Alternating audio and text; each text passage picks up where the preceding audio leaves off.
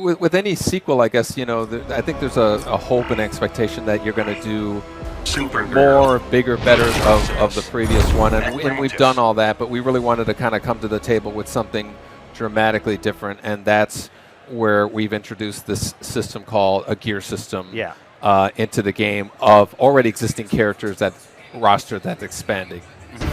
So right now we're seeing the introductions. You have that smack talk. We should probably be quiet, otherwise everybody's going to be mad. You gonna spit up on me, Atrocitus? Irritating. You know who else does that? Babies. So a little sass. Yeah, that's exactly. back. That's something we started actually with Mortal Kombat X. We had the characters actually talking to each other. It actually makes them feel like they're, you know, they actually know the other person's there. Cool. Yeah. So how many dialogue options do each character have for like their introduction? You know what? It is in, you know, Mortal Kombat had, you know, several thousand. We're into the tens of thousands. Like Johnny Cage alone has like 20. Yeah, he was a great comedic relief in Mortal Kombat X. But we really feel like it's become a big part of just kind of feeling like the characters are actually there and real. Little nuances like this that we've, you know, expanded.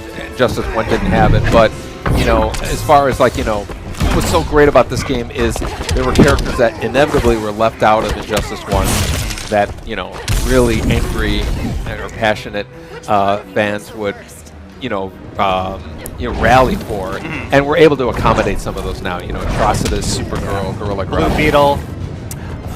We shall see. Yeah, we shall see. You're Yeah. actually doing votes right now for who should be in Injustice. Yeah, occasionally I'll put something on Twitter and ask people what they think, and we're always trying to get feedback from players as to who they want to see in the game. Speaking of characters they want to see, Black Manta. People definitely want to see that character. He is a transition right now. Yeah.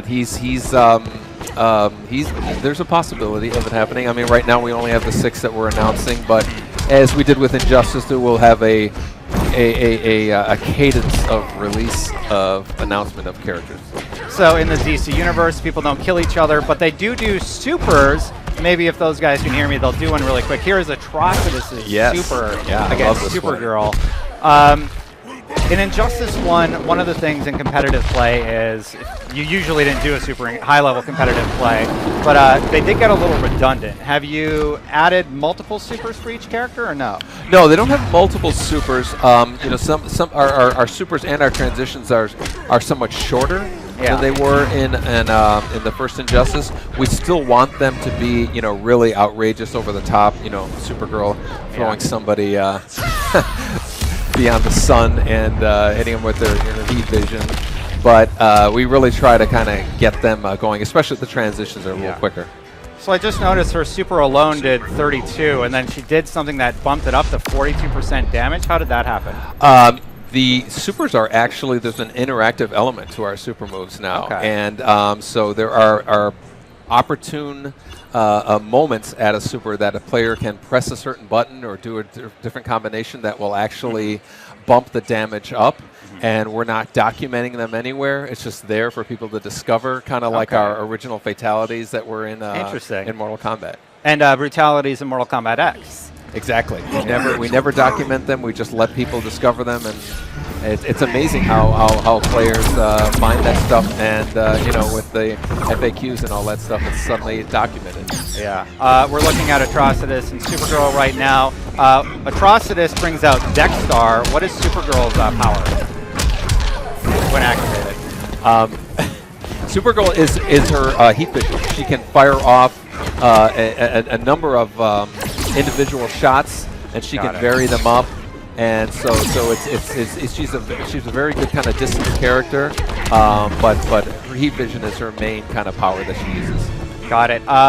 So we show the level transitions. The level interactables are back. We have some of the balls in the middle there that you can swing off of, or do you throw them down? Okay, it looks like you throw them down. And yeah, so we've looked at these two characters. We're going to check out some of the new guys in just a second. Yeah, we can check out Gorilla Grodd and maybe a character like Superman or something. See what their super moves are like. Let's see Grodd and Superman face to face, and I definitely want to see my man Batman go against Aquaman, who you somehow made cool. Yeah. That was you know, Aquaman's shark super move was probably one of the most, you know, biggest wow moments that we had in the first Injustice game, and starting this game off right off the bat, we decided we have to top that. I think we actually managed to top it. For some people who've seen it, it's really perhaps the coolest super move that we've made to date. But the first Injustice game set such a high bar for that stuff. It's really becoming tough to think of. Right now we're seeing kind of their default gear sets, right? This is how you start. Yeah. How does that progression system work? Well, after the match, the players during the victory scheme will see basically drops of gear, and the gear is not only just like a visual aesthetic, like you can actually, Superman has like a certain headgear that'll get, but it actually affects your gameplay. It actually powers up, and so there's a number of ways, whether it's your strength, your defense, your special abilities, you can enhance your abilities, you can actually unlock moves, and so your character is constantly in this process of being upgraded. You're literally molding your characters together and creating your version of Superman. So your version of Superman after, let's say, 3 weeks of time of leveling him up is going to look different than mine, and it's also going to have different attributes, and you might have a move that's unlocked that I don't. So it's very personalized version of the characters. And there's thousands of variations, right? Absolutely. There's I don't want to use the word infinite, but it's way up there. It's crazy how that's really like one of the goals that we're with our games that we've been trying to do is to add customization and things that like where the player is involved in kind of shaping the character. That's the theme of this game. Got it. So basically what you're saying is there's no way you could ever see this at EVO. How do you normalize it for competitive play? That's what people want to know. Yeah, we are absolutely going to have a mode of play that is kind of like a normalized, more even level playing field of the characters. We really want people to get into the building up of their characters, but at some point we need a competitive aspect. The EVOs and all the other great fighting game tournaments that are going on, and so we need some avenue, and we will have an avenue of an even play field. Well, what about just people like me who are like okay at the game, but I'm not like a top tier player? Is there going to be a ranked mode? Oh, and in ranked mode, will I be fighting people with crazy gear sets? I suspect, well, the game doesn't come out until 2017, so we haven't fleshed out all the details, but I would imagine exactly like you had said, if somebody wants to play ranked with their leveled up character, we should provide them some kind of a venue for that. And at the same time, somebody might want to play in a tournament kind of setting and rank himself with that. So I'd be surprised if we didn't accommodate both of those players. Yeah. Next up, we're going to take a look at Batman and Aquaman on a different map, ideally. Yes. I really like the Metropolis map, and there's some lore there in the background. We saw it in the trailer. Yeah. So Batman, there's Superman statues in the background holding Lois Lane, but Superman was the villain of the first Injustice. Yeah. What's going on in that level? Yeah, currently that background is kind of like inspired as like a memorial, for I don't want to give away too much of the story. Yeah. But there is certainly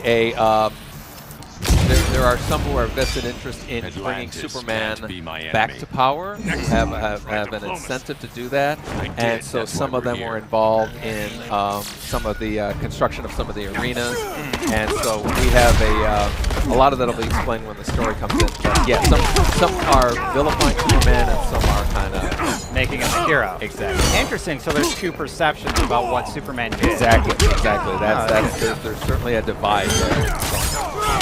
Okay, level transitions are back. The one on this stage is on the far right. Oh yeah, this is great. We're you actually knocked your opponent outside. And how are you changing these in any way? They're just kind of there as.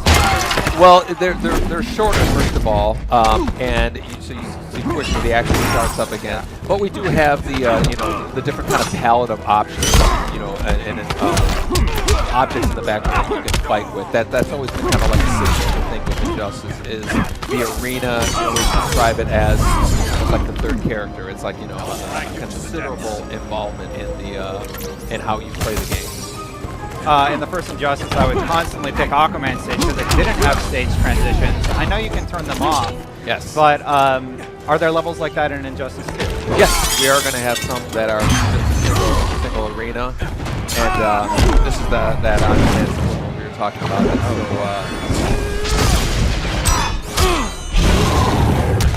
That looks like a nasty fish fight. Yeah.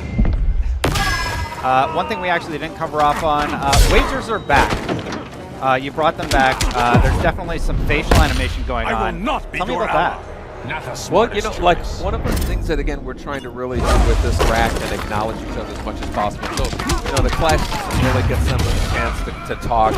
The intros that we were seeing have them talk. You know, there's so much lore with these characters. So much like you know, some of their conversations make reference to some of the famous, you know, DC comics that have come out over the years. So there's great nods to that, and so that's always exciting when you hear something. It's like, oh, I remember that from, you know, Flashpoint or something like that. So yeah. This stage, is this a reference to a comic, or because our comics editor thought it was a reference to one of the Infinite Crisis?